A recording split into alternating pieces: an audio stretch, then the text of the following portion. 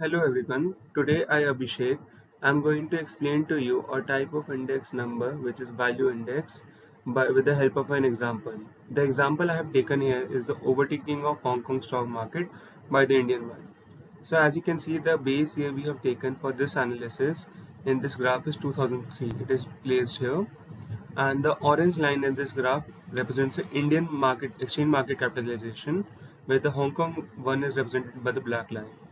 The y-axis here represents a type of value measure. It captures the market capitalization in trillions of dollars. The measure here taken is a value index, which is a type of index number that captures the total market value of target companies in a specific country taken over a period of time. So to convert this graph into an index number, we have a formula which is the market capitalization in current target year divided by market capitalization in base year multiplied by 100. So just for an example, as you can see, India had a market capitalization rate of nearly zero point 0.5 trillion 2003, and in the target year which we can take as 2023, the market capitalization rate was 4.5 trillion. So by dividing it and multiplying it with 100, we get an index number of 900, which shows a ninefold increase in the Indian stock market value. So the stock market which is taken for the Indian market capitalization measure is Nifty 50 or Sensex, and the for Hong Kong measure is the Hang Seng stock market. These are the stock market which are the index numbers in which the value of many individual stocks are compiled into total market cap for a benchmark index level. This leads to a single comparable value which we can plot it in a graph.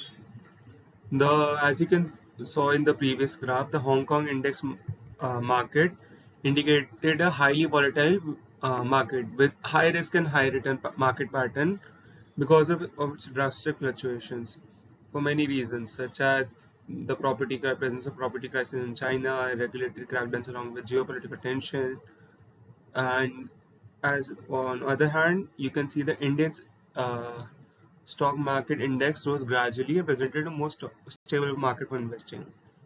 In this graph, the Hong Kong market lost its lead due to multiple downturns, even after starting from a much higher point, but India indicated a presence or absence of uh, long-term losses, which presented a more stable option for investing. And in 2023, India's index value market surpassed that of Hong Kong, in which indicated a crossover point. The reasons for India's strong and stable stock market growth were the presence of a strong domestic investor base, or robust GDP growth approximately 7%, and thriving tech financial sectors in India. And we can also attribute it to the introduction of young investors in India. As on as on you can also see that the Hong Kong stock market had a decline in the COVID phase. There were many cases in lockdown; they were not able to cope with it properly. However, the Indian financial or technical market was thriving in this time, which led to an increase in its stock value. So this was the example I wanted to present to you. Thank you.